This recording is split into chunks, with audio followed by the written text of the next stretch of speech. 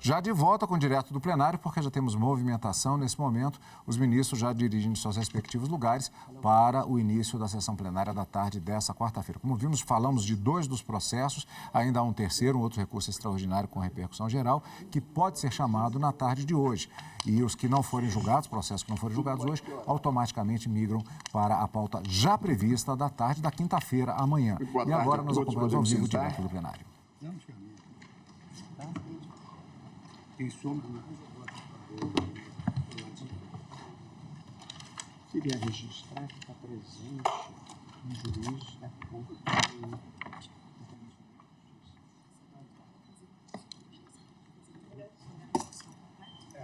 Mas tem urgente.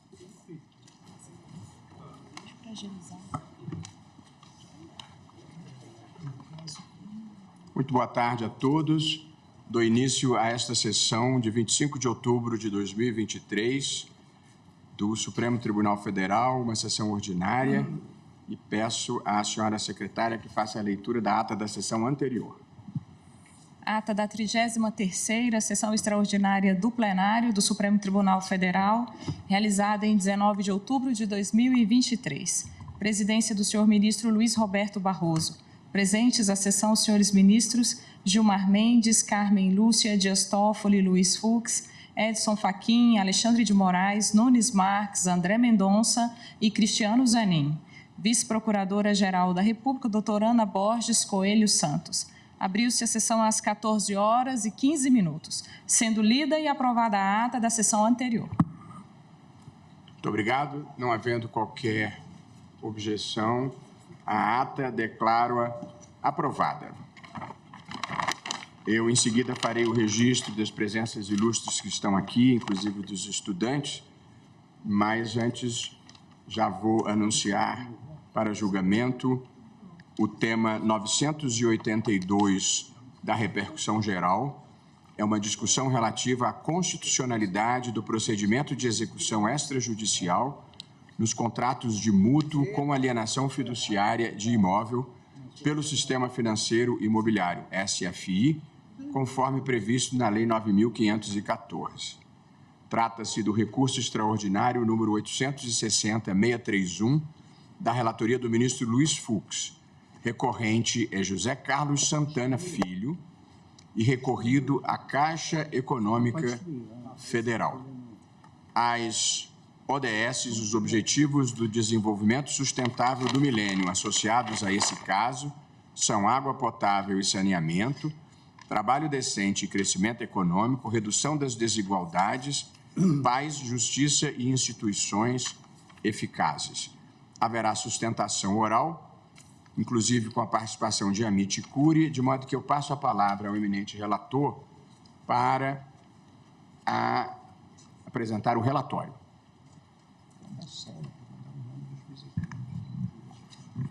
Muito obrigado, senhor presidente. Gostaria de saudar Vossa Excelência, saudar nossa Procuradora-Geral da República aqui presente, saudar o nosso decano, com isso saudando todos os colegas, os estudantes presentes, os advogados que aqui comparecem.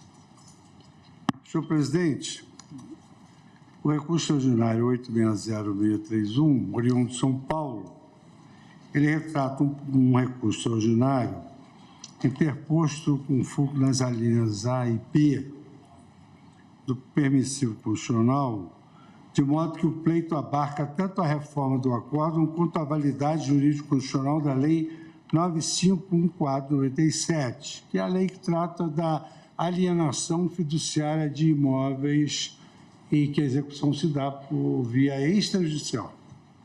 O recorrente, ele aduz a violação das garantias processuais, contraditório para defesa, devido ao processo legal. Originariamente, a ação consistia em ação anulatória de execução extrajudicial sob a jurisdição do egrégio Tribunal Regional Federal da Terceira Região, e a matéria de fundo é exatamente essa tutela fiduciária por meio de procedimento cartorário em prol das instituições bancárias partícipes do Sistema Financeiro Imobiliário, SFI.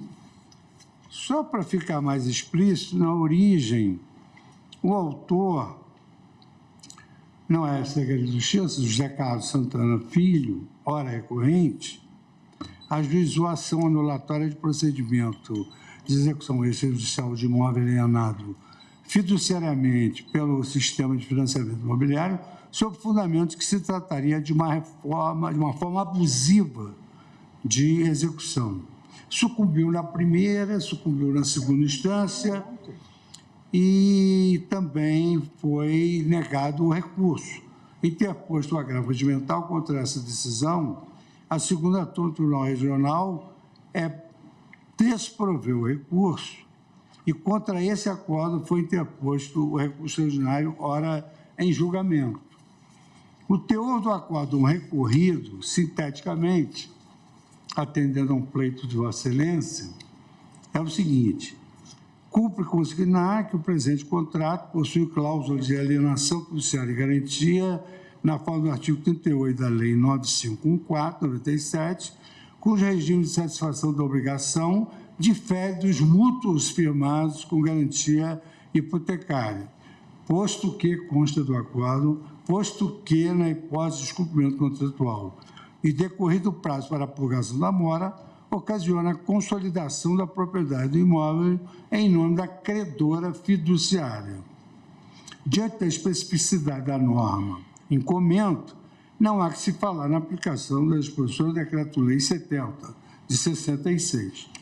O procedimento de execução do mútuo com alienação fiduciária e garantia não ofende a ordem constitucional vigente, sendo passível de apreciação pelo Poder Judiciário, caso o devedor assim considerar necessário. Em caso, verifique-se no registro da matrícula do imóvel que o autor foi devidamente intimado para a purgação da mora. Todavia, o mesmo deixou de fazê-lo, razão pela qual a propriedade restou consolidada em favor da credora fiduciária. Agravo legal improviso. Não foram apresentadas contrarrazões ao recurso. Em 5 de fevereiro de 2018, esta Suprema Corte, reunida em plenário virtual, extraiu o seguinte enunciado para o tema: discussão relativa à constitucionalidade do procedimento de execução extrajudicial dos contratos de mútuo com alienação fiduciária de imóvel pelo Sistema Financeiro da Habitação, SFI, conforme previsto na Lei 9514. No curso da instrução, uma vez reconhecida a repercussão geral pelo plenário, 5 entidades foram admitidas na condição de amicus curiae: a Associação Brasileira das Entidades de Crédito Imobiliário e Poupança, ABCIF, a Associação Brasileira dos Mutuários da Habitação, ABMH, o Instituto Brasileiro de Centro de Direito Imobiliário, IBRADIM, o Banco Central do Brasil, Bacen, a Federação Brasileira de Bancos, a FEBRABAN. Em 16 de 8 de 2019, adota a Procuradoria-Geral da União, junto ao parecer favorável ao provimento do recurso. Este é o relatório. Muito obrigado, ministro Luiz Fux. Cumprimento agora, sim, todos os eminentes colegas, ministro Gilmar Mendes, que se retirou momentaneamente, ministra Carmen Lúcia, ministro Luiz Fux, Alexandre de Moraes, André Mendonça e Cristiano Zanin. Registro a presença dos estudantes do Colégio Anglo-Brasileiro de Salvador e os estudantes de Direito das seguintes instituições: Instituto Brasileiro de Ensino, Desenvolvimento e Pesquisa, do IDP, de Brasília, da Universidade de São Paulo e da Pontifícia Universidade Católica de São Paulo. Sejam todos muito bem-vindos, é um prazer tê-los aqui. E também gostaria de registrar a presença honrosa entre nós do juiz da Corte Internacional de Justiça, Yuji Yawasawa. You are very welcome here. E também do professor da Universidade de São Paulo, professor Masato Ninomiya, o nosso juiz Yuji Yawasawa, acompanhado da sua senhora Yoko Yawasawa, e também do representante, chefe do escritório do Banco de Fomento Japonês aqui no Brasil, senhor Masayuki Eguchi.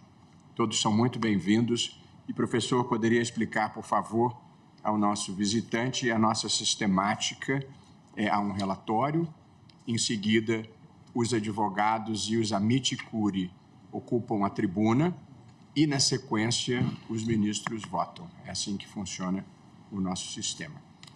Eu chamo, então, a partir de agora, feito o relatório pelo eminente relator, os eminentes advogados que estarão na tribuna.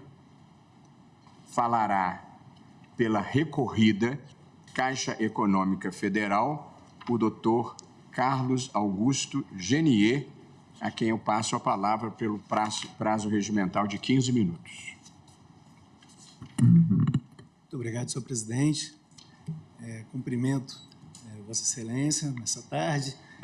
Cumprimento o ministro Luiz Fux, relator dessa demanda, a ministra Carmen Lúcia, em nome de quem peço licença para cumprimentar todos os demais componentes da Corte, excelentíssima senhora representante da Procuradoria da República, os servidores dessa casa, os ilustres advogados, os estudantes presentes, e vamos, então, Excelência, iniciar uma abordagem agradecendo pelo voto trazido pelo ministro Luiz Fux, que bem desenha o tema em debate.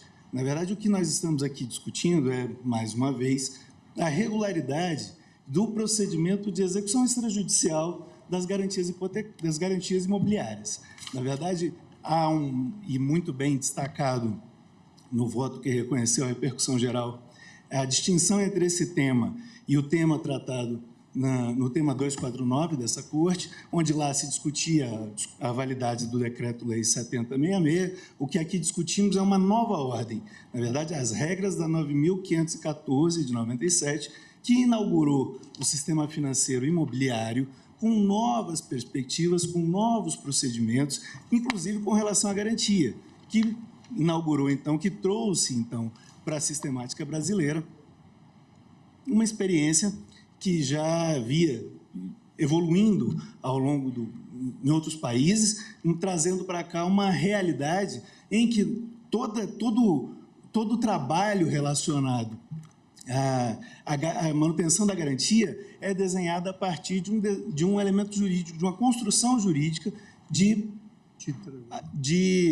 propriedade resolúvel. Na verdade, a sistemática da alienação fiduciária prevê, então, o registro da propriedade resolúvel em nome do credor e as providências relacionadas à efetivação da convolução em propriedade, seja do devedor ou do credor, ao final do contrato, com ou sem a verificação da sua quitação. Então, a distinção fundamental entre esta discussão e a discussão do Decreto-Lei 70 é porque aqui não se fala em invasão de esferas patrimoniais dos indivíduos. Na verdade, é uma sistemática totalmente própria que deve ser compreendida dentro dos seus contornos essenciais. A discussão neste processo, então, passa a ser a compatibilidade entre aquilo que a Lei 9.514 trouxe e os princípios constitucionais, a inafastabilidade da prestação jurisdicional, a figura do juiz natural, o devido processo legal, o contraditório e a ampla defesa. Na verdade, a pretensão da recorrente, com licença, envolvia exatamente afirmar que a sistemática ofenderia esses princípios, esses mandamentos constitucionais que são básicos. Para bem compreender essa matéria e trazendo dentro desse contexto a nova sistemática do sistema financeiro imobiliário, é que se deve verificar que a garantia e a efetividade da recuperabilidade de um eventual crédito inadimplido afeta diretamente a sistemática e os custos de manutenção do sistema de operação de crédito imobiliário. A sistemática trazida pela Lei 9.514 teve este objetivo: gerar condições mais favoráveis à viabilidade da execução da garantia, de forma, a partir daí, a reduzir os custos e garantir a redução dos custos relacionados a essas operações imobiliárias. Então, isso tudo dentro dessa sistemática da Lei 9.514. Os apontamentos a respeito das críticas quanto às ofensas constitucionais, nenhuma delas efetivamente se admite ou se pode admitir. A primeira delas é relacionada à discussão sobre a inafastabilidade da prestação jurisdicional. Ora, o que nós temos aqui é uma evolução da sistemática, é hoje muito bem reconhecida no nosso sistema, que privilegia condições extrajudiciais de solução de controvérsias e busca de atuações efetivas. O devido processo legal, efetivamente, tem uma perspectiva muito mais ampla do que apenas a atuação do Poder Judiciário. É necessária, sim, o privilégio da atuação administrativa com as vantagens e as condições estabelecidas na lei, sempre, naturalmente, admitindo a busca pela tutela jurisdicional, sempre que essas regras pré-estabelecidas se mostrarem desatendidas. Então, a essência da discussão a respeito da ausência de ofensa ao princípio da inafastabilidade da atuação jurisdicional é demonstrada a partir da possibilidade de ingresso pelos devedores que eventualmente se entendam ofendidos por qualquer atuação do credor, à busca da tutela jurisdicional. Isso, em momento algum, está impedido nas disposições da Lei 9.514. O ponto, aliás, este caso que veio como leading case para abordagem e apreciação nessa casa, bem demonstra isso. O recorrente ingressou com a ação, nunca obteve uma tutela jurisdicional favorável à sua pretensão e chegou ao tema perante a Suprema Corte do país. Então, isso bem demonstra que o acesso ao Poder Judiciário efetivamente não foi ofendido ou afastado ou impedido pelas disposições da Lei 9.514. Então, afastamos aí a questão de ofensa a esse princípio. As questões relacionadas à ofensa ao juiz natural, genéricas, obviamente, também são diretamente ligadas. Ajuizada a ação, não há nenhuma vinculação, segue o procedimento normal e regular do válido processo judicial brasileiro. O devido processo legal está perfeitamente admitido, tendo em vista que tem um procedimento previsto na lei a respeito da convolução da propriedade do credor e a definitividade da propriedade, a partir exatamente das regras estabelecidas e a necessidade de intimação, notificação do devedor em cada passo dado. O devedor é devidamente notificado no caso para purgação da mora, é notificado no momento em que há a conversão e a definitividade da propriedade para o credor fiduciário, e também da realização do leilão. Em todas as possibilidades, antes, durante e depois, ele poderia, então, e pode buscar a tutela jurisdicional, caso efetivamente demonstre que foram desrespeitadas os seus direitos e as suas garantias. E, por fim, a questão do contraditório e da ampla defesa também completamente superada, tendo em vista que, além de admitidas todas as providências jurisdicionais, além de previstas todas as notificações regulares, em momento algum, na Lei 9.514, há qualquer impedimento para o exercício dessa garantia. A questão, então, que nos traz aqui hoje é exatamente demonstrar a importância que essa sistemática possui para a manutenção da garantia do sistema financeiro imobiliário. A Caixa, recorrida nesta demanda, tem importante missão de garantir o acesso à moradia na população brasileira, seja por meio dos sistemas comuns de negociações de créditos imobiliários, seja a partir de sistemas de financiamento por programas sociais garantidos. Enfim, todas essas sistemáticas estão diretamente relacionadas à viabilidade e à regularidade do procedimento da Lei 9.514. Então, a importância do reconhecimento da constitucionalidade desta norma para todo o sistema é fundamental, é bem demonstrada, porque a afetação, a consequência de um eventual reconhecimento de inconstitucionalidade, o que efetivamente não se acredita, poderia gerar em todo o sistema em relação à manutenção do sistema no país. A sistemática em que oferece maior execuibilidade das garantias, maiores condições de recuperabilidade de crédito, contribui diretamente à manutenção das baixas taxas do mercado. E, no final das contas, ao tornar mais caro o crédito imobiliário, quem se prejudica é aquele que efetivamente cumpre as suas obrigações e efetivamente quita o seu crédito. Ele, na verdade, seria quem sustentaria toda essa sistemática em prol dos devedores. Então, excelentíssimos senhores ministros, a pretensão da Caixa é aqui requerer, então, a negativa de provimento para o recurso e o reconhecimento da legalidade, da constitucionalidade das disposições da Lei 9.514. Muito obrigado. Senhor presidente, apenas para acrescentar que houve uma omissão involuntária no sentido de que também deferir a intervenção com um amicus curiae da Defensoria Pública da União. Eu olhei o olhar ansioso do defensor, porque eu esqueci de mencionar. Operoso defensor público aqui presente entre nós. Portanto, falou pela Caixa Econômica o Dr. Carlos Augusto Genier, postulando a negativa de provimento ao recurso. Ouviremos agora, pelo amicus curiae, Associação Brasileira das Entidades de Crédito Imobiliário e Poupança, ABCIP, o Dr. Fernando Crespo Queiroz Neves, pelo prazo, cada um dos amicus curiae terá o prazo de 7 minutos e meio, que eu generosamente vou ampliar para 8 minutos. O doutor Gustavo César vai entrar por videoconferência. Boa tarde, doutor Gustavo. O senhor nos ouve? Excelência. Perdão? Ouço bem. Ouço sim, Excelência. Perdão, doutor Fernando Crespo, exatamente. O doutor Gustavo é o próximo. Então, Vossa Senhoria tem a palavra pelo prazo de 8 minutos. Obrigado. Está por vídeo. Excelentíssimo senhor ministro. Perdão, doutor Gustavo, ainda não contando o seu tempo, gostaria de registrar também a presença nesta sessão por videoconferência do eminente ministro Luiz Edson Fachin, que há visto daqui, e do eminente ministro Dias Toffoli.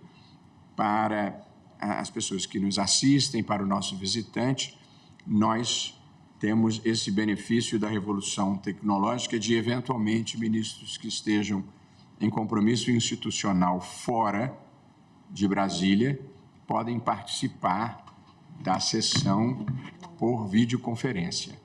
No caso específico, o ministro Luiz Edson Fachin fez hoje, em nome do Supremo, a abertura da Conferência da Ordem dos Advogados do Paraná e, por essa razão, ele está participando hoje da sessão por videoconferência e amanhã estará aqui entre nós. Agora sim, doutor Fernando Crespo Queiroz Neves, perdão, ministro Fachin. Boa tarde, presidente. Cumprimentei apenas Vossa Excelência, os eminentes pares, e a Conferência Estadual da Advocacia Paranaense será aberta agora às 19 horas. Muito obrigado pelo registro. Certamente. Achei que Vossa Excelência já havia pronunciado a sua fala. Sorte a deles que terão Vossa Excelência aí. Agora sim, finalmente, doutor Fernando Crespo Queiroz Neves, Vossa Excelência tem a palavra por 8 minutos. Excelentíssimo senhor ministro-presidente, Luiz Roberto Barroso, peço a permissão para dirigir as seguintes palavras a este colega do Supremo Tribunal Federal para o julgamento do caso apregoado. A importância da questão de julgamento já foi reconhecida quando se decidiu pela sua repercussão geral e foi aqui salientada na sustentação oral do meu colega da Caixa Econômica Federal. A Associação Brasileira das Entidades de Crédito Imobiliário e Poupança, a ABCIP, na qualidade de amigo da Corte, apresentou para Vossas Excelências elementos de que o financiamento imobiliário por meio da alienação fiduciária tem se mostrado um instrumento cada vez mais importante para a aquisição de imóveis em nosso país, principalmente em razão desse método eficiente de recuperação de crédito através do processo de execução extrajudicial.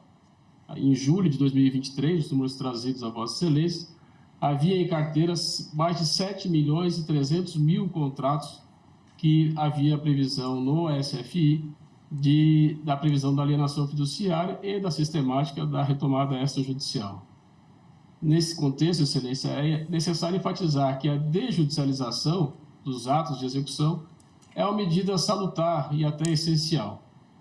No Brasil, os modelos que temos tido desse tipo de medida extrajudicial têm sido exitosos, desencadeando projetos de lei em avançado estágio no Congresso Nacional para a sua aplicação nas execuções fiscais de natureza civil, que, infelizmente, tem constrangido e congestionado o nosso Poder Judiciário.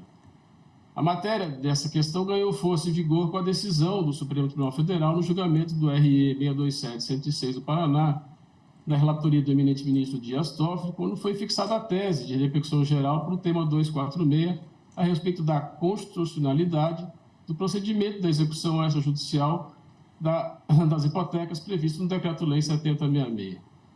Naquele momento, cabe destacar o voto do ministro Ricardo Lewandowski, onde se disse, abre aspas, trata-se de medida de desburocratização do sistema de financiamento da casa própria.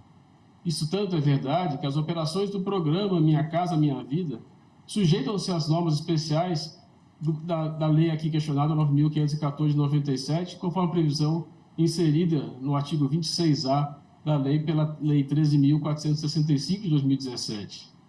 Destaco ainda naquele julgamento o voto do ministro Gilmar Mendes, onde ele pontuou, abro aspas, é muito comum nos países respeitosos do Estado de Direito a prática de execução nos moldes realizados por este decreto.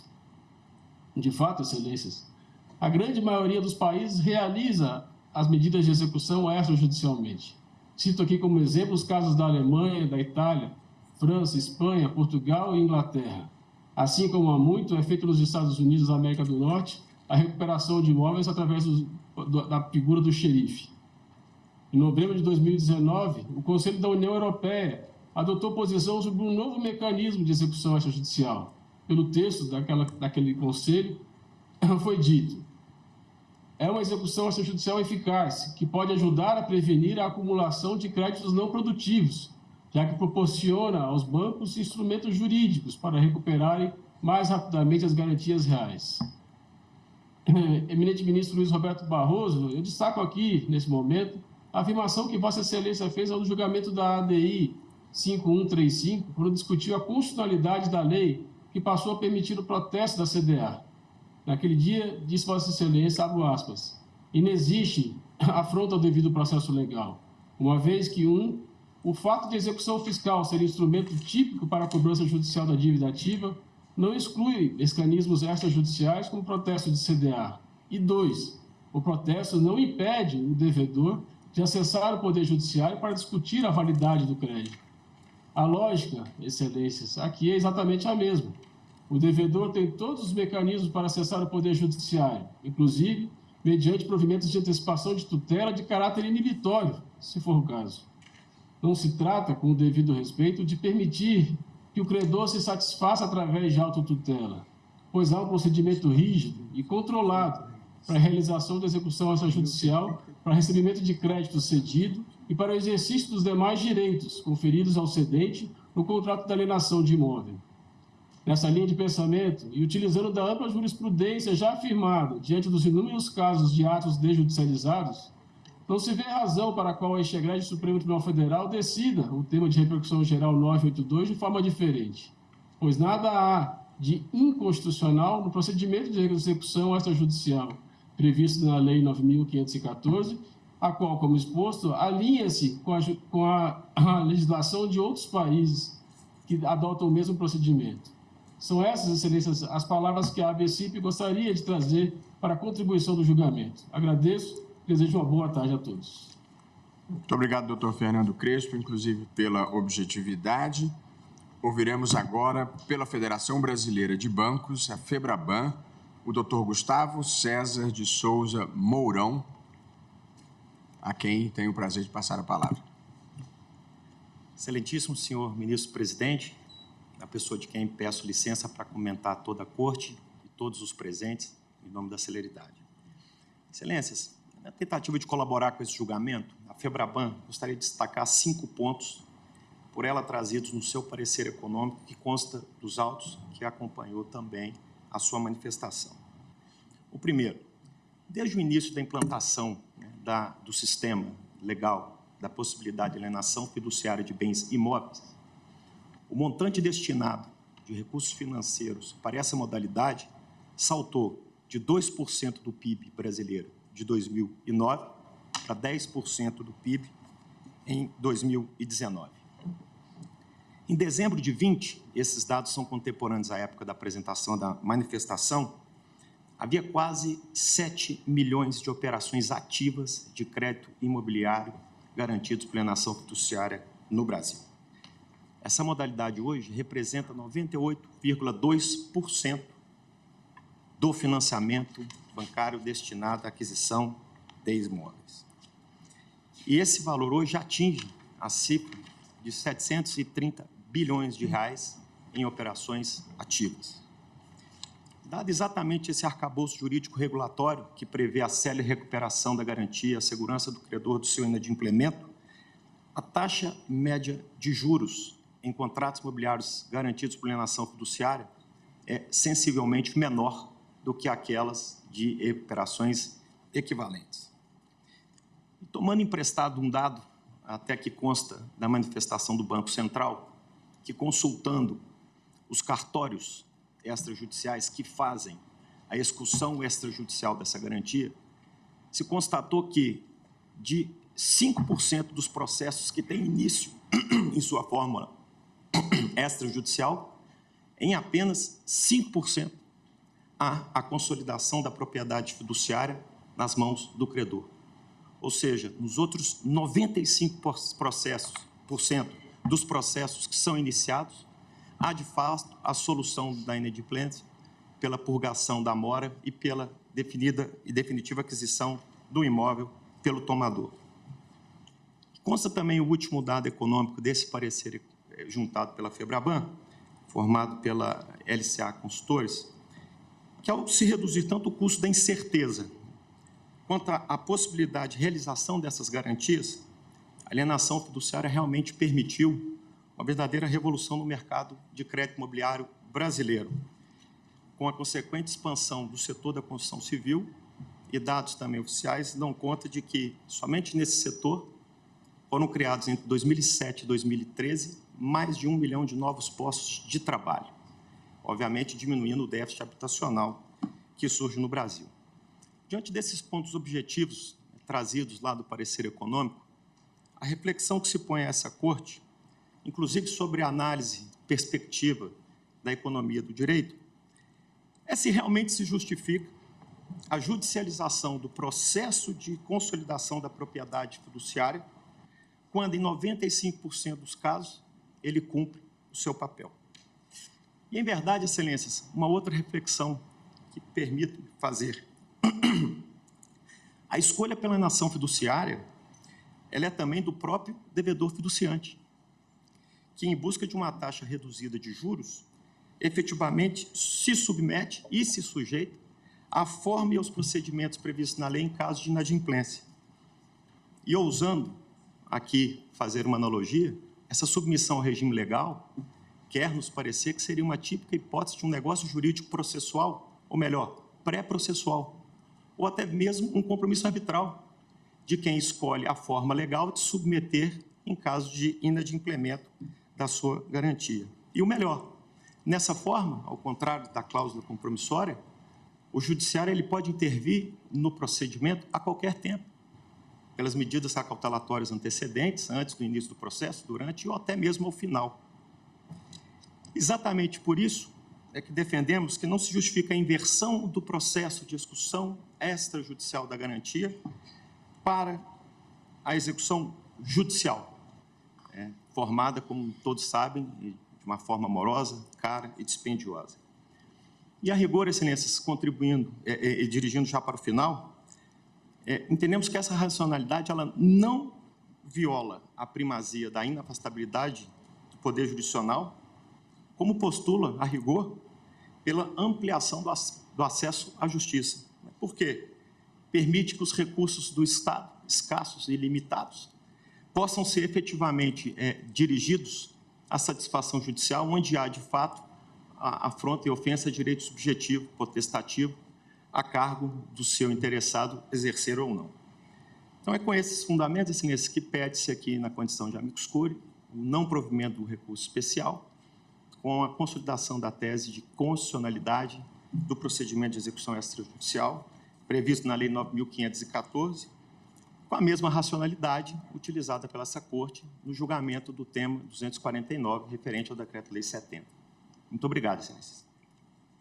Muito obrigado, doutor Gustavo César de Souza Mourão, que falou pela Federação Brasileira de Bancos e igualmente postulou pela negativa de provimento ao recurso.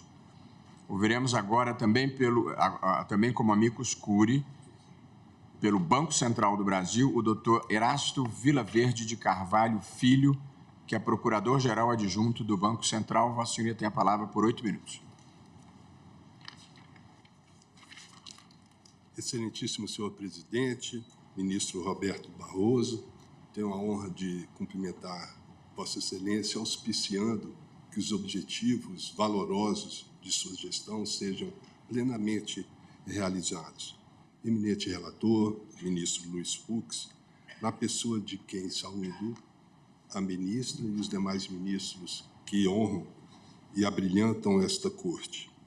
Insigne subprocuradora-geral da República, Excelências, demonstrada a constitucionalidade do Instituto da Alienação Fiduciária pelos eminentes advogados que me antecederam, mesmo porque as garantias processuais constitucionais da inafastabilidade da jurisdição, da ampla defesa, do contraditório, do devido processo legal, não sofrem ofensa nenhuma com essa execução extrajudicial da garantia na alienação fiduciária, uma vez que, a qualquer tempo, o devedor pode buscar no Poder Judiciário a sua proteção se eventualmente ocorreu alguma irregularidade no procedimento de execução extrajudicial. E também, mesmo na fase da ação possessória, quando o banco credor busca recuperar a sua garantia, o mutuário, ocupante do imóvel, pode também se defender, tendo amplo acesso à justiça, com os meios e recursos a ela inerentes. Mas, do ponto de vista do Banco Central, cabe-me aqui a tarefa de fazer uma análise jurídica de aspectos econômicos que, na visão do amicus curiae Banco Central, podem contribuir para a solução da controvérsia. É objetivo do Sistema Financeiro Nacional, conforme o artigo 192 da Constituição da República, promover o desenvolvimento equilibrado do país e servir aos interesses da coletividade.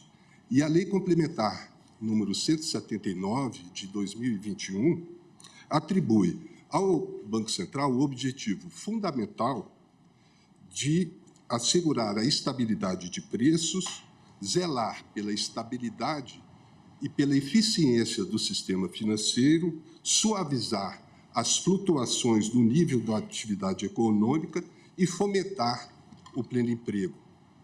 O meu objetivo nessa sustentação oral, Excelência, é demonstrar que o Instituto da Alienação Fiduciária está em linha com o objetivo constitucional do sistema financeiro e também com os objetivos complementares do Banco Central do Brasil, de promover o desenvolvimento sustentável, fomentar o pleno emprego e promover a eficiência do sistema financeiro.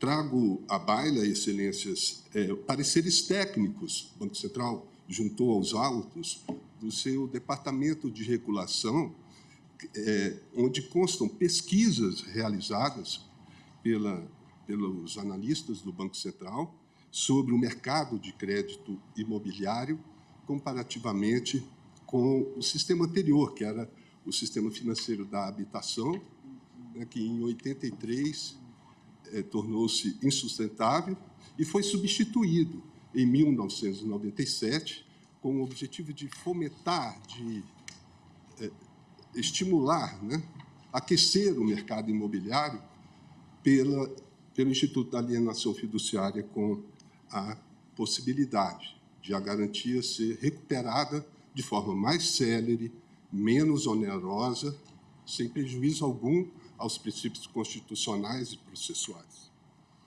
Mas, do ponto de vista econômico, retornando, conforme os pareceres técnicos do Banco Central, as taxas de juros médios praticadas na alienação fiduciária são inferiores às taxas médias do financiamento por hipoteca, em qualquer período considerado.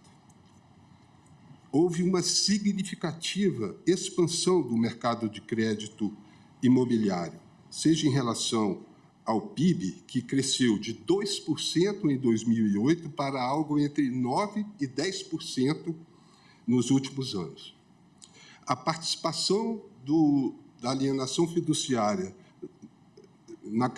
da carteira de crédito da alienação fiduciária no total dos créditos das instituições financeiras subiu de 5% em 2008 para 20% entre 2017 e 2019.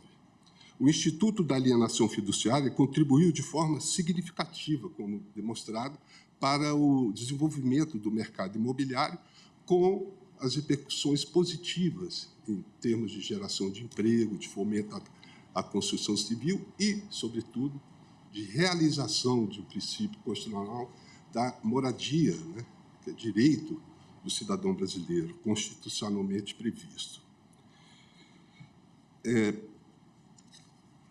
Eu não quero me alongar com relação ao ponto de vista constitucional, como já foi dito, mas eu gostaria de fazer referência aos precedentes da relatoria do eminente ministro Dias Toffoli, que, apreciando o decreto-lei número 66, ou melhor, número 70 de 1966, em dois acordos, também com repercussão geral, entendeu que a hipoteca, com a possibilidade de execução também extrajudicial, foi recepcionada pela Constituição de 1988, justamente porque, nos dizer, conforme sustentou o relator, ministro Dias Toffoli, a execução extrajudicial não implica ofensa ao princípio da proteção judiciária, uma vez que o devedor é intimado quando ocorre a inadimplência para purgar a mora, podendo, então, se valer dos meios e instrumentos necessários para o exercício de sua plena defesa. Então, Excelências, com essas considerações, me resta agradecer a honra de ter podido participar desse relevante julgamento e ter contribuído modestamente para o deslinde do processo. Obrigado. Muito obrigado, doutor Erasto Vilar Verde de Carvalho Filho, que falou pelo Banco Central. E agora, suponho que para falar em nome e no interesse dos mutuários, eu convido o defensor público federal, doutor Gustavo Zoroteia da Silva, e registro a retirada dos nossos visitantes, o juiz Yuji Iwasawa. Foi um prazer e uma honra tê-lo aqui. It was a great honor to have you here. Have a safe trip back home. Thank you. Agora sim, doutor Gustavo, Vossa Senhoria tem a palavra. Eminente ministro-presidente, ministro Roberto Barroso, eminente ministra Carmen Lúcia, eminente ministro relator, ministro Luiz Fux, eminente procuradora-geral da República, boa tarde a todas e todos. A Defensoria fala em nome, como amiga da Corte, e inicia agradecendo ao ministro Luiz Fux por nos ter admitido como amigos da Corte, o que permite vir a essa tribuna e justamente estabelecer um contraponto a todas as sustentações orais que me antecederam. De fato, estamos aqui em defesa dos mutuários. Iniciamos dizendo que há, sim, uma distinção entre a Lei 9.514 e o Decreto-Lei 70, que foi aqui abordado pelo advogado da Caixa Econômica Federal. Reconhecemos essa distinção, mas ela não nos parece central na discussão. Ela nos parece lateral. E digo isso porque o procedimento extrajudicial persiste e persiste com violação a diversos dispositivos constitucionais. Quero primeiro mencionar a violação ao contraditório, à ampla defesa e ao devido processo legal. No procedimento da Lei 9.514, não há espaço para apresentar razões que possam questionar os valores exigidos pelo credor ou para descaracterizar a mora. Evidentemente, a atuação do agente cartorial de viabilizar a purgação da mora não equivale a viabilizar qualquer defesa. Ou se paga os valores exigidos pelo credor, ou há consolidação da propriedade em favor do credor.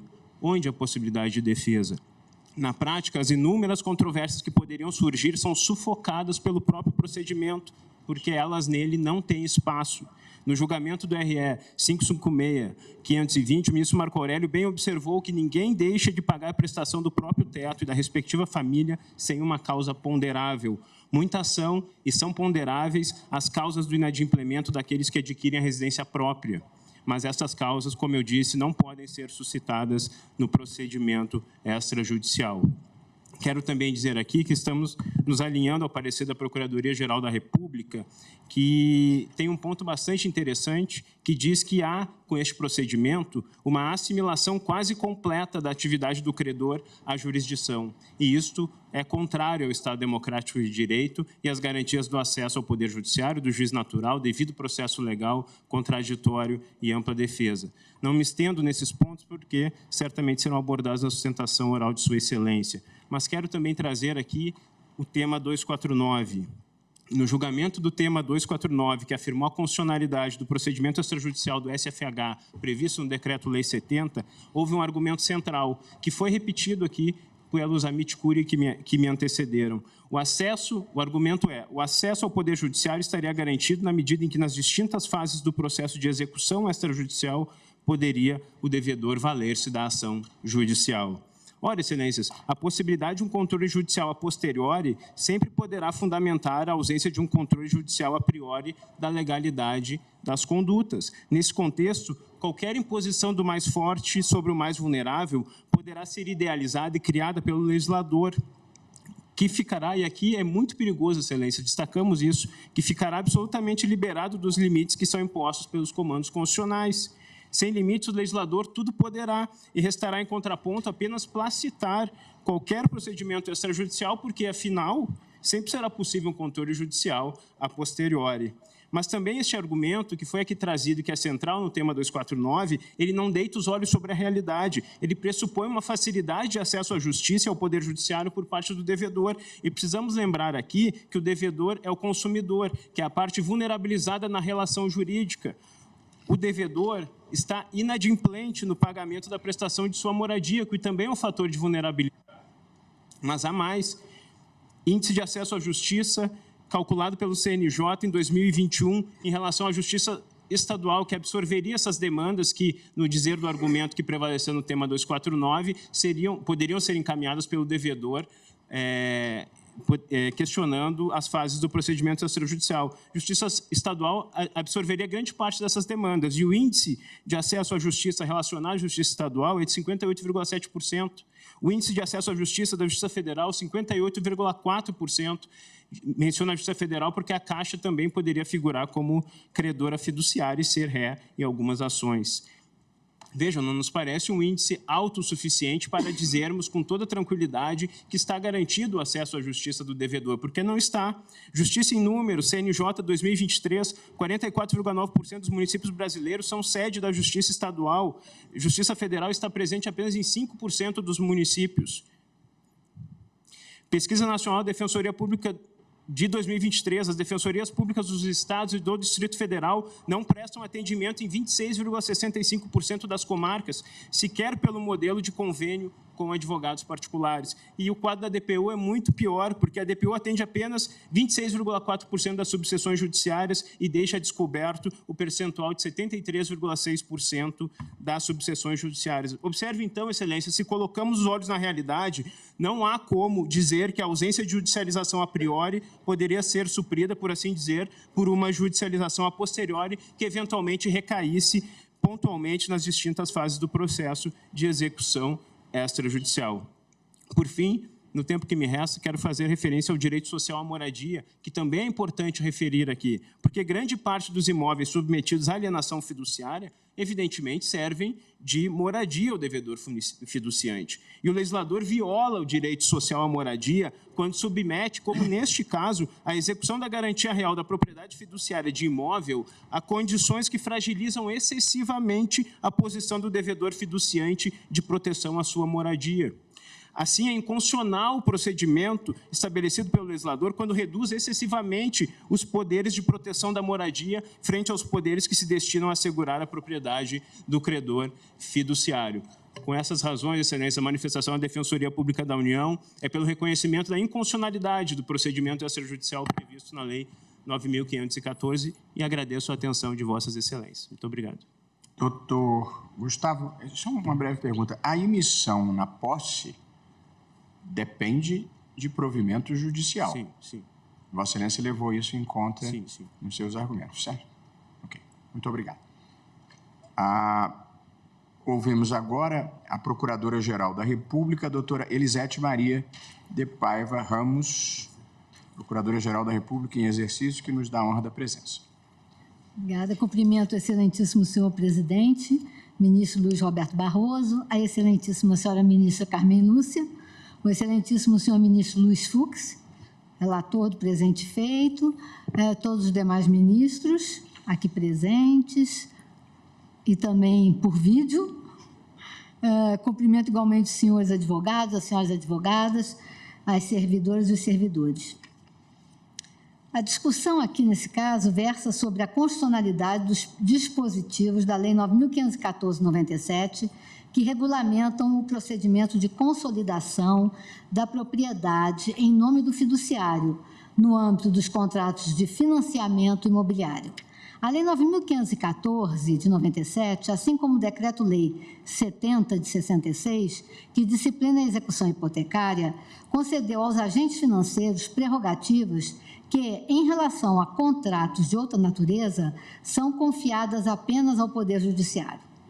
A legislação mencionada consagra um tipo de autotutela que não parece corresponder à finalidade da Constituição de 1988, desconsiderando os mandamentos constitucionais aplicáveis a todos, de que a lei não excluirá da apreciação do Poder Judiciário lesão ou ameaça a direito, artigo 5º 35, e ninguém será privado de sua liberdade ou dos seus bens sem o devido processo legal, artigo 5º 54. Em síntese, a Lei 9.514, de 97, confere ao agente financeiro poderes que se assemelham muito às características clássicas da jurisdição, consignando nas mãos de agente privado parte na relação contratual a possibilidade de satisfazer, sem a devida propositura de demanda judicial, sua própria pretensão, sobrepondo-a ao interesse alheio.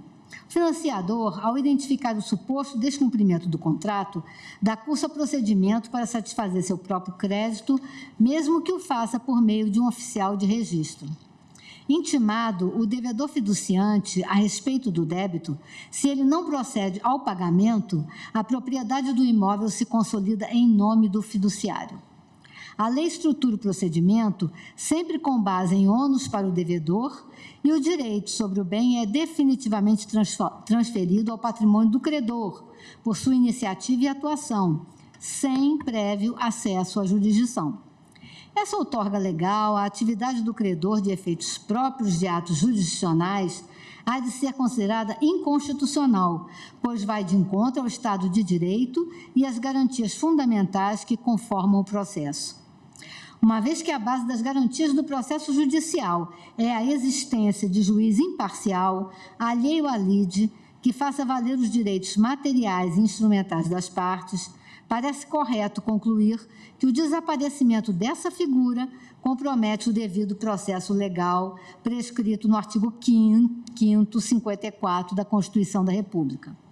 Um processo legal justo ou devido há de começar pela existência de juiz imparcial e constitucionalmente investido. Da mesma forma, pouco restará da ampla defesa do artigo 5º 55 da Constituição da República, se quem examinará o pleito de antemão já se mostra comprometido com a garantia, em causa própria, de seus próprios interesses. Conquanto esta egrégia Suprema Corte, em sessão virtual iniciada em 26 de março de 2021 e concluída em 7 de abril de 2021, tenha decidido em sentido contrário à tese ora postulada, questão jurídica que muito se assemelha dos presentes autos, firmando o entendimento de que as disposições constantes do Decreto-Lei 70/66, que cuidam da execução extrajudicial, foram recepcionadas pela Constitucional de 88, não padecendo de nenhum vício a execução que assim seja levado a cabo pelo credor, RE 627-106 do RE 556-520, o tema exige maior reflexão. Com todas as vênias, a comparação da lei sob exame com o modelo da arbitragem, malgrado haja constado de votos da sempre douta maioria, não conduz, em nosso entender, à correta compreensão e tampouco à solução que se nos afigura correta da temática ora em consideração. Como sei disso, em relação à arbitragem, esta Suprema Corte, no bojo do agravo regimental na sentença estrangeira 5.206, da relatoria do saudoso ministro Sepúlveda Pertence, decidiu, por maioria de votos, que a manifestação de vontade da parte na cláusula compromissória, quando da celebração do contrato e a permissão legal dada ao juiz para que substitua a vontade da parte recalcitrante em firmar o compromisso, não ofende o artigo 5º, 35 da Constituição Federal. Todavia, o que se manifesta na arbitragem é a autonomia privada das partes da relação negocial, convergindo na celebração de cláusula compromissória relativa ao comum interesse pela via do juízo arbitral, para a solução de eventual controvérsia jurídica que diga respeito ao contrato firmado entre ambas. Nenhuma das partes é alçada à posição eventual de árbitro da controvérsia, que é sempre pessoa estranha e alheia à controvérsia. Já no tocante à regência da alienação fiduciária de imóvel relativa aos negócios jurídicos firmados no contexto do sistema financeiro imobiliário, contempla-se fenômeno inteiramente diverso. Não há nenhuma autonomia privada em relação à adoção da execução da garantia fiduciária, mas mero modelo normativo congente, com a adoção ex vilegis de fórmula que submete o fiduciante ao fiduciário, garantindo a este vantagem na satisfação direta de seu interesse. No tocante a negócios jurídicos em que, avançada a cláusula compromissória da arbitragem, a autonomia privada abrange, de regra, o ajuste de todas as cláusulas do contrato, enquanto, diversamente, no sistema impositivo da Lei 9.514/97, a autonomia privada cessa muito antes, sendo inteiramente destituída de relevo no que diz respeito ao disciplinamento do modus operandi do procedimento de solução de litígios, conduzido pelo fiduciário em seu próprio interesse, repito. Na cláusula compromissória arbitral, evidentemente, nenhuma das partes do negócio jurídico institui a outra como juiz das eventuais lides vindouras. No modelo da lei examinada, em um procedimento extrajudicial cogente, o fiduciário aponta o que entende ser o valor da dívida, notifica o fiduciante ao pagamento e, decorrido o prazo sem a purgação da mora, o oficial do competente registro de imóveis, certificando esse fato, promoverá a averbação na matrícula do imóvel da consolidação da propriedade em nome do fiduciário, à vista da prova do pagamento por este do imposto de transmissão inter vivos e, se for o caso, do laudêmio, artigo 26, parágrafo 7º da Lei 9.515 de 97. Todavia, no entender da Procuradoria-Geral da República, o caminho constitucionalmente exigido em um Estado de Direito, avesso como tal à justiça pelas próprias mãos, seria o de o fiduciário, que alega o inadimplemento do fiduciante, procurar a satisfação de sua pretensão perante o Poder Judiciário. O legislador, disciplinando política que favorece a realização do direito social fundamental à moradia, artigo 6º da Constituição, deve fazê-lo sem o sacrifício de direitos individuais fundamentais de igual envergadura, quais o devido processo e a inafastabilidade de controle jurisdicional. Ensina Paulo Bonavides que, mais do que gerações sucessivas de direitos fundamentais, terminologia que poderia induzir a ideia de que as mais novas tornam obsoletas as que assim afirmaram precedentemente, temos na Constituição da República dimensões de direitos fundamentais que se somam na sua ratio protetiva da dignidade humana. E como se patenteia na espécie, direitos individuais também servem à efetiva garantia da fruição particularizada de direitos sociais. A necessidade que leva a pessoa em busca da realização do direito social à moradia a lançar mão da alienação fiduciária do imóvel não legitima a adoção, no contexto do sistema financeiro imobiliário, de modelo legal que, servindo-se dessa carência de outros meios, a despoja do direito fundamental ao devido processo e todos os seus consectários.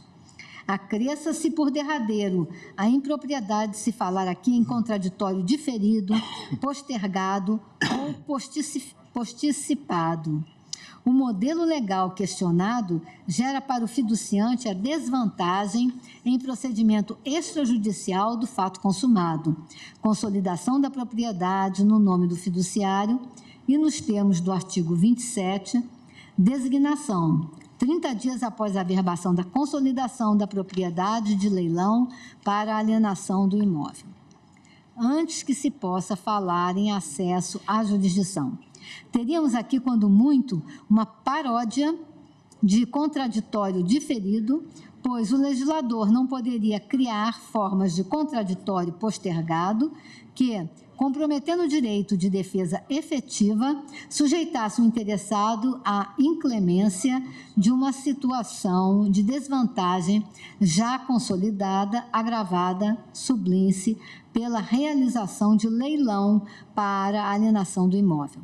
Ante o exposto, esta Procuradora-Geral da República opina pelo provimento do recurso extraordinário e, considerando a sistemática da repercussão geral e os efeitos do julgamento deste recurso em relação aos demais casos que tratem ou venham a tratar do mesmo tema, sugere a fixação da seguinte tese: é inconstitucional o procedimento de execução extrajudicial de bens imóveis alienados fiduciariamente previsto na Lei 9.514, de 97, nos casos de inadimplência em contrato de mútuo imobiliário pelo sistema financeiro imobiliário. Obrigada, excelência. Muito obrigado, senhora Procuradora-Geral da República em exercício. Finalizadas as sustentações, eu passo a palavra, devolvo a palavra ao eminente relator, ministro Luiz Fux.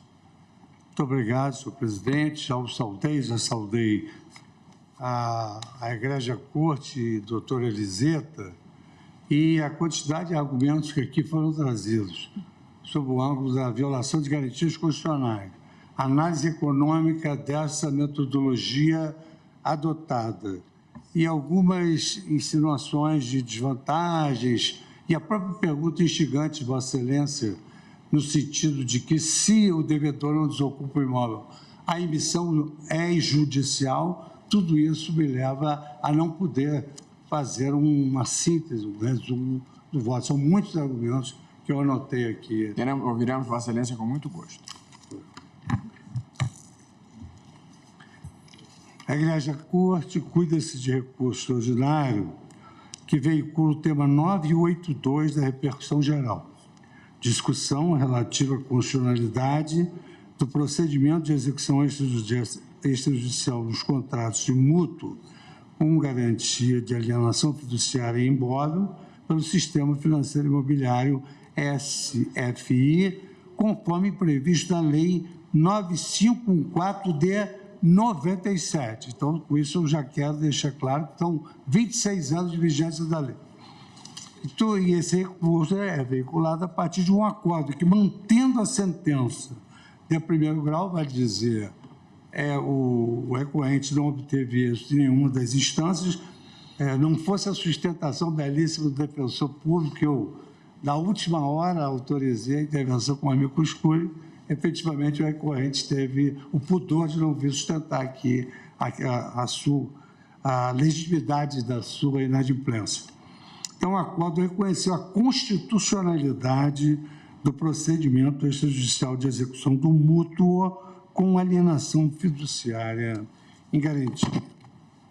O presente recurso ordinário, conforme o relatório já exarado, ele foi interposto com fulcro nas alíneas A e B do permissivo constitucional, de modo que o pleito abarca tanto a pretensão de reforma do acórdão quanto a análise da validade jurídico-constitucional da legislação de residência. Presentes os requisitos de admissibilidade do presente recurso, notadamente a tempestividade e pré-questionamento, a legitimidade e o interesse recursal, a lei do indispensável reconhecimento da repercussão geral, plenário da Corte, tema 982, impõe-se o seu conhecimento.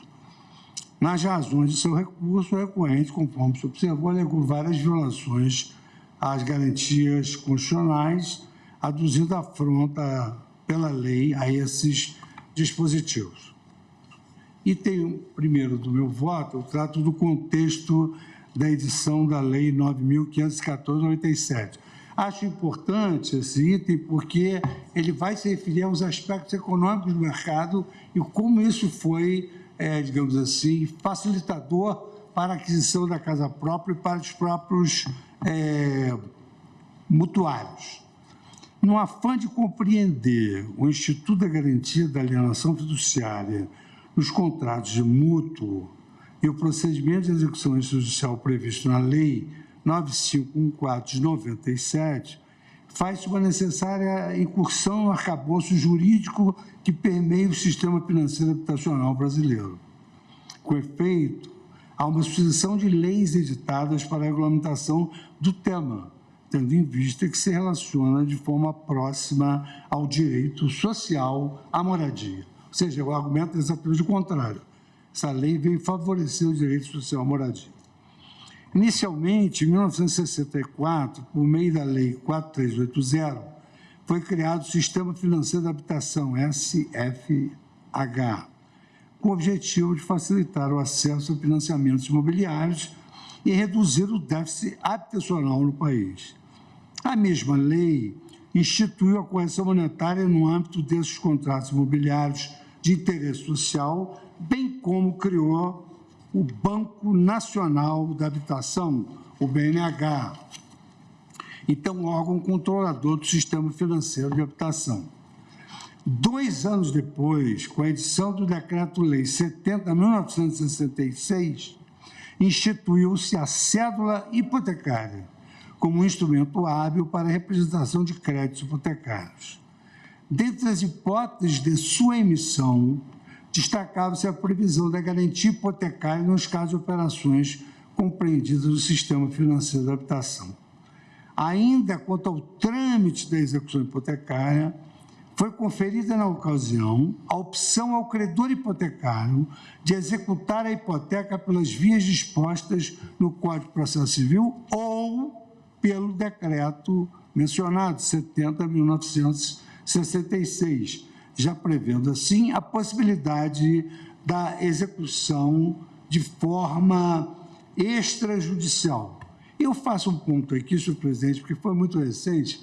Eu tive a oportunidade ontem de participar de um evento acerca exatamente da evolução até a arbitragem, e esse fenômeno da desjudicialização tem sido um fenômeno mundial. Eu apenas lembro aqui que, em primeiro lugar, nós tivemos a autorização imoderada da tutela cautelar, porque se queria rapidamente resolver.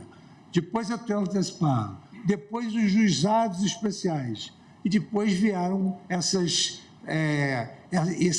justiça coexistencial a que se referia o professor Mauro Capelletti, naquela obra sobre acesso à justiça, na medida em que hoje, por exemplo, o cartório de notas realiza conciliações, divórcio, separação, até hoje uso capião extrajudicial com a presença do Ministério Público. Então, esse fenômeno da desjudicialização já era antevisto no final do século passado, ou no segundo quartel, com a obra do professor Mauro Capelletti e Brian Gatz, de tradução da nossa dileta presidente, ex-ministra Ellen Grace. Posteriormente, Em 1971, foi editada a Lei 5741, que estabeleceu a proteção do financiamento de imóveis vinculados ao sistema financeiro de habitação, autorizando a cobrança de crédito hipotecário vinculado ao sistema, tanto de forma extrajudicial, fazendo remissão aos artigos 38 e 32 do Decreto 70, quanto pela via judicial, por meio de ajustamento da ação executiva.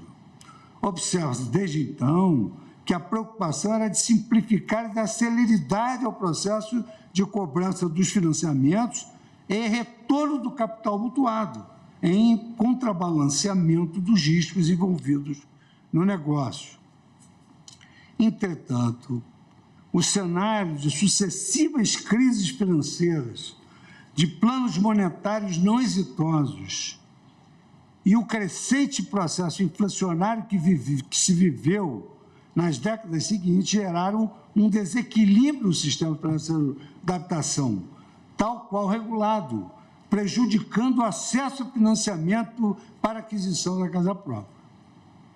Paralelamente, observou-se a inadequação da garantia da hipoteca frente às novas necessidades de circulação do crédito, revelando-se insuficiente para garantir o efetivo retorno dos recursos aplicados, o que contribuiu para a estagnação do financiamento habitacional. E aqui é o grande prejuízo que se gerou a esse direito social à moradia.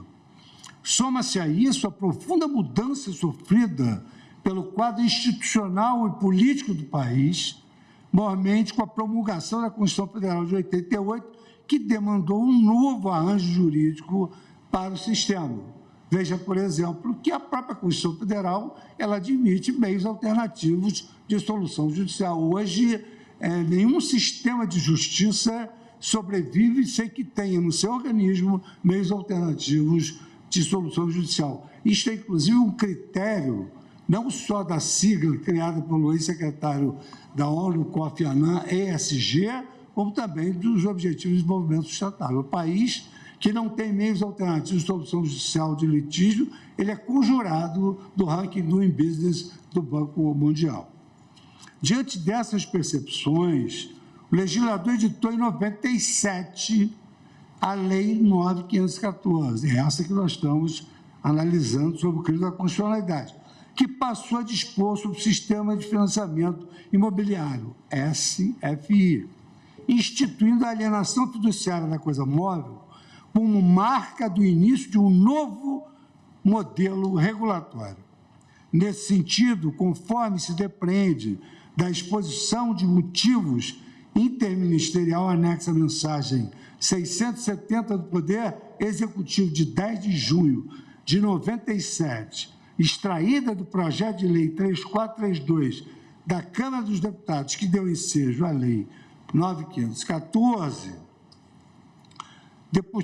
objetivava-se o estabelecimento de condições mínimas necessárias ao desenvolvimento sustentável do mercado de financiamento imobiliário, com a criação de novos instrumentos e mecanismos que possibilitassem a livre operação de crédito para o setor e a mobilização dos capitais necessários à sua dinamização.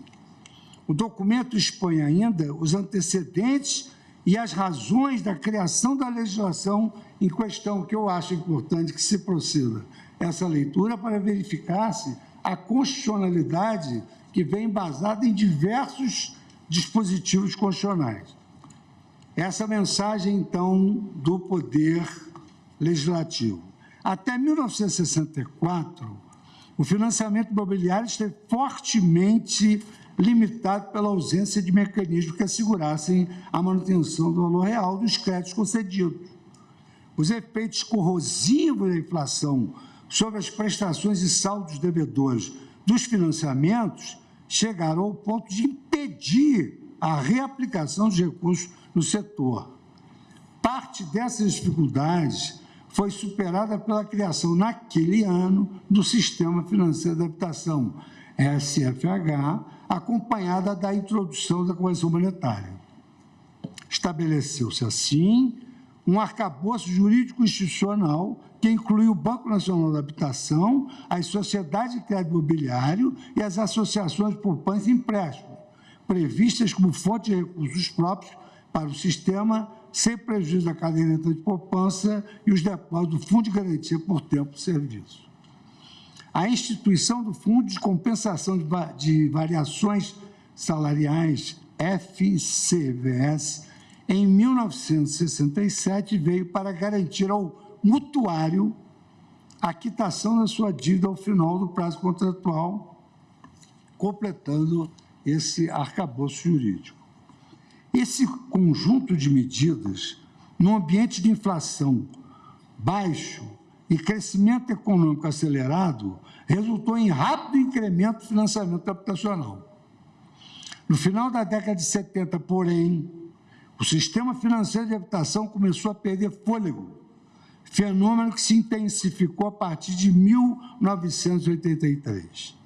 Por seus efeitos negativos sobre a renda e o emprego, a aceleração inflacionária somada às sucessivas medidas que acentuaram o descompasso entre os reajustes das prestações e dos saldos devedores, acabou por desequilibrar por completo o sistema de modo grave, senão irremediavelmente. Do lado das fontes de recursos, a caderneta de poupança passou a enfrentar a competição cada vez mais acirrada da indústria dos fundos de investimento, apresentando um comportamento menos dinâmico e mais volátil. Paralelamente, os novos depósitos de fundo de garantia por tempo de serviço tornaram-se insuficientes para atender aos saques e ainda fazer novas aplicações. Esse processo acabou por paralisar o financiamento à habitação e resultou em um ônus fiscal, que só em seu governo a União passou a enfrentar a dívida do FCVS, desaguador dos desequilíbrios constantes e crescentes do sistema atual. Aliás, convém registrar que as contribuições dos mutuários ao FCVS mostraram-se muito aquém das necessidades do fundo, não obstante as medidas adotadas desde 1986 para o aumento dessas contribuições e redução da dívida. Ainda nessa explanação, faz-se mister enfrentar as razões da criação do Sistema de Financiamento Imobiliário, SFI, onde se enquadra essa novel legislação. Embora o Sistema Financeiro da Habitação tenha financiado, desde a sua criação, cerca de 6 milhões de unidades residenciais, é patente o esgotamento do atual sistema. O número de unidades financiadas pelo Sistema Financeiro da Habitação, SFH, nos últimos anos, tem sido, em média, menor que 100 mil por ano. Estamos falando de 6 milhões. A situação chegou a um ponto que nós financiamos 100 mil por ano, quando antes eram 6 milhões. Número muito inferior à demanda por novas moradias, estimada em torno de 1 milhão de unidades residenciais. A esse respeito, ressalta-se o grande efeito multiplicador que a indústria da construção civil tem na economia como um todo. Essa indústria, como aqui foi destacado na tribuna, tem participação equivalente a 8% do PIB, sendo metade dessa participação referente à construção de imóveis residenciais e não residenciais. É, ademais, responsável por 66% dos investimentos totais do país.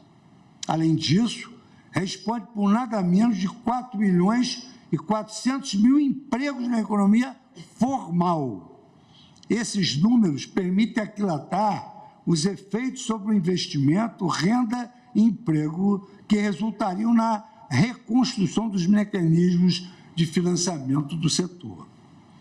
Com a consolidação em curso da estabilização macroeconômica e o crescimento populacional, vem aumentando não só a demanda por imóveis residenciais, mas também por imóveis não residenciais, sobretudo nos centros urbanos maiores, são necessidades das mais variadas, como, por exemplo, mais escolas, tudo isso requer financiamento, mais escolas, mais hospitais, mais consultórios médicos, shopping centers e etc. Adicionalmente, a terceirização da economia faz crescer o número de empresas de pequeno e médio porte que necessitam de instalações e reformas para seu funcionamento.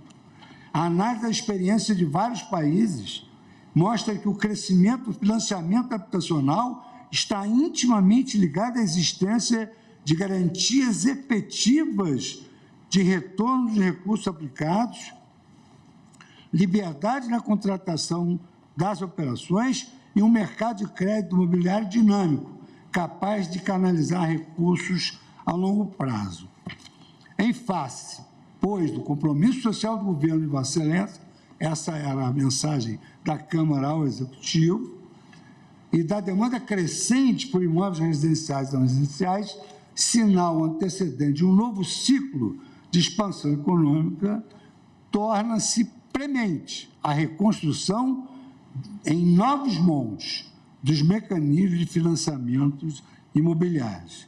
Esse é o documento integrante do dossiê eletrônico do projeto de lei 3242 da Câmara dos Deputados. Eu menciono no voto onde está disponível esse documento. Ainda sobre o contexto da instituição da alienação fiduciária de imóvel, destaca-se que sua regulamentação tornou-se oportuna no momento em que a grave crise da década de 1980 atingiu duramente o setor da produção, da comercialização e do crédito imobiliário, dando causa à debacle do sistema financeiro da habitação e à extinção de seu órgão central, o Banco Nacional de Habitação.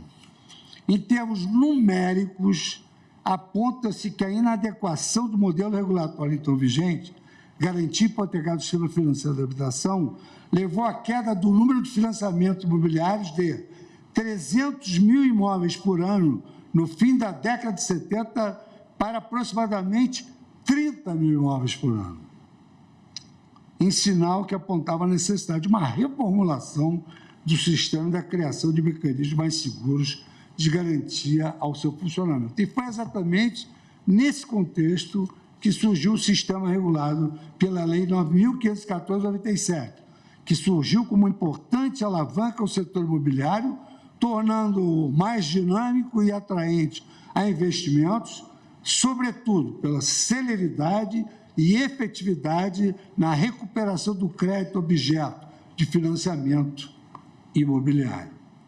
A partir daí, passou a se observar o abandono gradual da garantia hipotecária, evidenciando, em comparação ao novo instituto, suas desvantagens, como, por exemplo, a morosidade na execução judicial e o desfavorecimento da proteção do credor hipotecário. Aqui, por exemplo, o senhor presidente falou assim, não tem defesa. Na execução hipotecária, é citado, não é para se defender, não, é citado para pagar, não é citado para se defender. Ele é que pode introduzir um contraditório eventual atrás de embargos, mas não é citado para se defender. Verifica-se, portanto, a instituição da alienação fiduciária de garantia como medida voltada à conciliação da segurança e celeridade necessárias ao ramo imobiliário, de modo a superar o cenário de obsolescência que então se vislumbrava na persecução de 3 objetivos fundamentais: geração de renda e empregos, ampliação do acesso da população à moradia e promoção do crescimento sustentado da economia. Na doutrina aqui citada, eu vou tentar, de alguma maneira, agilizar mais, na doutrina aqui citada, no aspecto teleológico da função social do Instituto, a execução extrajudicial prevista na lei tem como motivo preponderante dar dinamismo ao mercado imobiliário por meio da facilitação da cobrança do crédito concedido aos adquirentes, permitindo um maior volume de recursos para tal finalidade e menores taxas de juros, bem como a célere transmissão do bem para mutuários adimplentes e não a sua indevida manutenção com os inadimplentes. Por todo, eu estou citando aqui Eduardo Schulan, Alienação Fiduciária de Bens Imóveis, São Paulo, Medina, 2019. A par de tal quadro, ressoa clara a importância da análise da constitucionalidade do procedimento da execução extrajudicial prevista na Lei 9.514 de 97, da qual decorre a necessidade de se conferir segurança jurídica aos contratantes e a maior estabilidade às relações jurídicas do mercado imobiliário nacional, fatores de influência, políticas governamentais de incentivo à moradia. E eu repito que nós já estamos convivendo com esse sistema há 26 anos. Agora, senhor presidente, eu abro um capítulo sobre a cláusula de alienação fiduciária nesses contratos. Contextualizado o surgimento da Lei 9.514/97, que veio nesse contexto melhorar o financiamento da casa própria, passa-se a análise do Instituto da Alienação Fiduciária de Bens Imóveis, garantia prevista no inciso 4º do artigo 17 da referida lei, que constitui direito real sobre seu objeto, a teor do parágrafo 1º do mesmo dispositivo legal. Consoante dispõe os artigos 22 seguintes dessa legislação do subexame, a alienação fiduciária da coisa imóvel é um negócio jurídico pelo qual o devedor, pessoa adquirente do imóvel ou fiduciante, com o escopo de garantia, contrata a transferência ao credor, instituição financeira, lato sensu ou fiduciário, a propriedade resolúvel do bem. Salientes que a mera pactuação da garantia de alienação fiduciária gera situação sui generis de desdobramento da posse, tornando-se o fiduciante, que é o devedor, cujo bem é da propriedade resolúvel do fiduciário, tornando-se o fiduciante possuidor direto e o fiduciário possuidor indireto do imóvel. Daí a sua pergunta. Porque ele passa a ser possuidor direto, a propriedade resolúvel é do financiador e ela é resolúvel que, se ele pagar, a propriedade se consolida na pessoa do financiador. Se ele não pagar, haverá uma consolidação da propriedade no fiduciário e a emissão, como Vossa Excelência teve a preocupação, na lei está prevista que ela é judicial. A adimplida dívida resolve-se a propriedade fiduciária, extinguindo-se a garantia real e transferindo-se a propriedade plena ao adquirente. Ipso fato, isso aqui é imediato. Lá do outro, não satisfeita a obrigação a cargo do fiduciante, surge o interesse de adido do fiduciário para a cobrança do crédito imobiliário, no que o artigo 26 da lei disciplina de que, constituída sua mora, consolide-se a propriedade do imóvel em nome do fiduciário.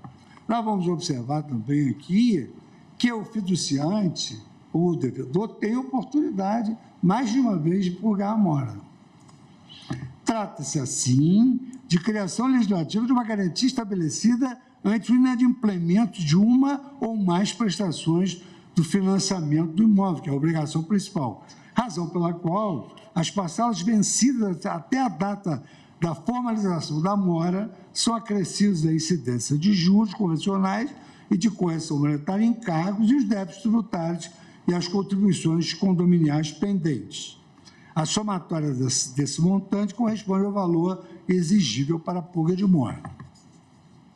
Ainda nesse procedimento disciplinado pela Lei 9.514, a mora resta formalizada perante o ofício do registro de imóveis, a partir de requerimento do credor, mediante a expedição de mandado para intimação do devedor fiduciante. Eis aqui o contraditório consagrado à luz dessa novel desjudicialização do sistema. Conforme o artigo 26, parágrafo 1º da lei em tela, essa comunicação abre o prazo de 15 dias ao fiduciante para purgação da mora.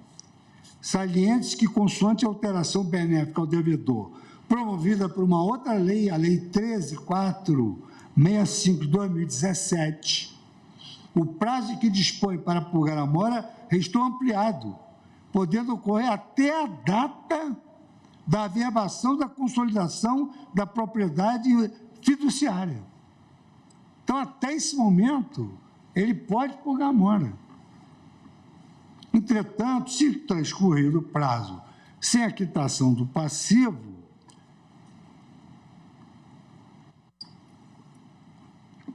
consolida-se a propriedade em nome do fiduciário, que é o credor. Artigo 26, parágrafo 7º. Impondo-se que a satisfação do crédito se dê por meio de leilão. Então, vejam, o credor não pode ficar com bem. Do crédito se dê por meio de leilão sob a responsabilidade da instituição financeira no prazo de 30 dias. Por oportuno, vale destacar que, mesmo nesse estágio de oferta pública do bem, veja que, ainda assim, o fiduciante, que é o devedor que está em mora, assume tratamento especial. Parágrafo 2º-B do artigo 26. Eis que ao devedor se garante direito de preferência para a aquisição do imóvel. Quer dizer, além de até a data da averbação da consolidação poder purgar a mora, ainda o devedor se garante, nos casos de leilão, o direito de preferência para a aquisição do imóvel, até a data de eventual segundo leilão, com preço fixado com base no saldo devedor. Quer dizer, ou ele purga a mora, ou ele compra o bem no leilão pelo valor do saldo devedor. Assim, trata-se de procedimento deflagrado a requerimento do credor pelo ofício do registro de imóveis para constituição em mora a partir de quando se encadeiam atos sucessivos que oportunizam a manifestação e a tomada de providências pelo devedor fiduciante. Caso o inadimplemento persista, a conclusão necessária é a averbação da consolidação da propriedade na matrícula do imóvel, momento em que o credor está autorizado a promover o leilão público para alienação do bem. Em síntese, é esse o procedimento extrajudicial que se questiona no presente recurso extraordinário, analisado sobre a sistemática da repercussão geral que foi conferida pelo nosso plenário. Não se trata, porém, da primeira vez que o ato normativo relacionado à regulação dos contratos de financiamento imobiliário tem sua constitucionalidade questionada perante esta Corte. Com efeito, questões similares já foram apreciadas em relação ao mencionado Decreto-Lei 70/1966, que dispõe sobre a garantia hipotecária nos contratos de financiamento da habitação SFH. Parto agora para o item terceiro e, se houver mais alguns itens que extrapolem o horário do intervalo, eu sugeri, temos 8 minutos ainda, e aí, quando Vossa Excelência achar próprio, fazemos uma pausa. E deixa eu só ver quanto que vai.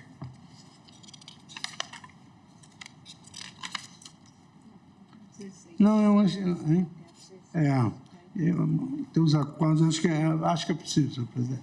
Eu prossegui. Estamos acompanhando com muito interesse. Está bem. Terceiro item, da recepção do Decreto-Lei 70. Conforme assentado, sob a regência do Decreto-Lei 70 de 1966, atribuía-se aos contratos de financiamento de habitação, SFH, a garantia da hipoteca, que é instituto distinto da alienação fiduciária de imóvel. Deveras, enquanto na primeira não ocorre transferência de propriedade, tem-se um direito real de garantia sobre coisa alheia, na alienação fiduciária opera-se com o escopo de garantia a transferência da propriedade resolúvel do bem móvel ao credor fiduciário, que é um direito real sobre coisa própria, que é uma matéria de tanta afinidade ao nosso querido professor de Direito Civil, professor e ministro Edson Fachin. Essa diferença por si só revelar-se-ia suficiente para afastar os fundamentos pela inconstitucionalidade do procedimento executório disposto na Lei 9.514, referente às alegações de que a legislação permitiria ao credor fiduciário indevida excursão do patrimônio do devedor. Isso porque, tratando de propriedade resolúvel, enquanto não satisfeita a condição de implemento do contrato, a titularidade do bem pertence junto ao credor fiduciário que detém a propriedade, ainda que irresolúvel. Nesse sentido, como destaquei ao manifestar-me favoravelmente ao reconhecimento da repercussão geral do tema, nos contratos de mútuo pelo sistema financeiro imobiliário com alienação fiduciária de imóvel, não há transmissão da propriedade ao devedor, mas tão somente transferência da posse direta do bem. Durante o eventual procedimento de execução extrajudicial, portanto, o credor fiduciário não se miscui no patrimônio do devedor para discutir bem da propriedade alheia, já que se cuida de propriedade do próprio credor. Trata-se, assim, de diferença substancial face à garantia da hipoteca, que deve ser, desde logo, assentada para a finalidade de análise da alienação fiduciária à luz dos princípios constitucionais invocados.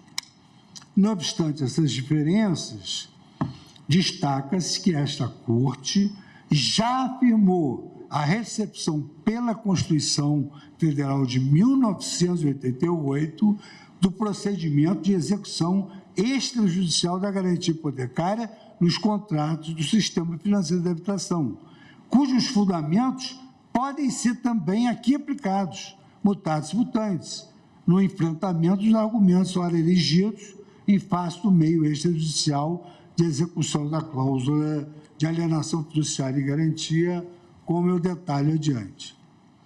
Observe-se, durante a década de 2000, as duas turmas do Supremo Tribunal Federal, eu ingressei em 2011, em 2000, as duas turmas do Supremo Tribunal Federal, já em vigor a Constituição de 1988, convergiram a respeito da recepção da Decreto-Lei 70. E aqui, nesse sentido, eu destaco. Primeira turma, relator ministro Moreira Alves. Decreto-lei é compatível com a atual Constituição, não se chocando, inclusive, com o disposto no inciso 25, 44 e 45 do artigo 5º do artigo 5º da lei, razão por que foi por ela recebida. Essa mesma temática, com esse mesmo teor, foram repetidos. Na segunda turma, pelo ministro Carlos Veloso, cito aqui o julgado. Na segunda turma, pelo ministro Joaquim Barbosa, cito o julgado. Na primeira turma, pelo ministro Sepúlveda Pertence, cito o julgado. Na segunda turma, pelo ministro Eros Grau, cito o julgado, esse 2088. Na segunda turma, pela ministra Ellen Grace, cito o julgado 2009. Na primeira turma, relatoria da ministra Carmen Lúcia, no julgado de 2009, mesmo teor, recepção, Decreto-Lei 70/1966 pela Constituição da República, precedente, no agravo regimental, no agravo de instrumento 709.499, a primeira turma. E ainda agravo de instrumento 678, esse 2010, da segunda turma da relatoria do ministro César Peluso, execução extrajudicial. Posteriormente, esse entendimento restou reafirmado e sedimentado no julgamento do RE 627-106, com a fixação da seguinte tese ao tema 249 da repercussão geral. É constitucional, pois foi devidamente recepcionado pela Constituição Federal de 1988 o procedimento de execução extrajudicial previsto no Decreto-Lei 70 de 1966. Por oportuno, confira-se a ementa do acórdão proferido. Eu só vou citar essa ementa e parar aqui, no outro parágrafo, porque essa já é mais moderna, já é da minha época e da época de vários colegas, 2021, da relatoria de Sua Excelência, o ministro Dias Toffoli, no qual o ministro Dias Toffoli destaca: o procedimento de execução extrajudicial previsto pelo Decreto 70/66 não é realizado de forma aleatória, uma vez que se submete ao efetivo controle judicial em ao menos uma de suas fases, pois o devedor é intimado a acompanhá-lo e pode lançar mão de qualquer recurso judicial se irregularidades vierem a ocorrer durante seu trâmite, como agora. Pode-se recorrer ao judiciário a qualquer momento durante esse procedimento. Bem, por isso, disse o ministro Toffoli, há muita jurisprudência da Suprema Corte que tem estabelecido que as normas constantes do decreto Lei 70/66, a disciplinar a execução judicial, foram devidamente recepcionadas pela Constituição de 1988. RE 627, Tribunal Pleno, ministro Dias Toffoli, julgado em 8/4/2021 e publicado no mesmo ano no Diário de Justiça. Na ocasião, foi refutada a argumentação no sentido de que a possibilidade de execução extrajudicial de imóvel objeto de dívida hipotecária, da forma como prevista pelo Decreto-Lei 70, violaria as disposições dos artigos 5º, incisos 22, 23, 32, 35, 37, 53, 54 e 6º, todos da Constituição Federal, como agora se argue também. Assim consideradas essas premissas, passa-se a sessão seguinte, depois do intervalo, a análise pormenorizada dos fundamentos adotados na ocasião para amparar a recepção dessa execução extrajudicial disposta no Decreto 70/66, em que, em reforço, aplica-se também a presente a análise da constitucionalidade dos dispositivos constantes dessa lei, que tratam do procedimento de execução extrajudicial nos contratos de mútua alienação fiduciária de imóveis. Nesse sentido, serão afastados todos os argumentos que no presente RE se colocam, afirmando a constitucionalidade também dos dispositivos referentes à Lei 9.514, e mais ainda, senhor presidente, trazendo aqui dados econômicos que Vossa Excelência tanto leva em consideração nas suas manifestações e que também hoje fazem parte de uma escola do pensamento jurídico, a análise econômica do direito, que leva em conta na litigância os custos e os benefícios da transação. Então, eu paro por aqui e vou inaugurar, depois do intervalo, se Vossa Excelência assim entender, a constitucionalidade da lei, e aí refutando todos os argumentos, e aí vai, efetivamente, vou numa linha sempre convergente. E não inauguro mais nenhum item a não ser o julgamento do caso concreto, que é rápido, porque eu falo da constitucionalidade da lei e aplico a tese ao caso concreto, que já foi reputado desde a primeira instância até a segunda instância. Não, é muito bom esse levantamento que Vossa Excelência está fazendo, nos atualizando todos sobre esse importante tema. Então, declaro suspensa a sessão, retornaremos após o intervalo.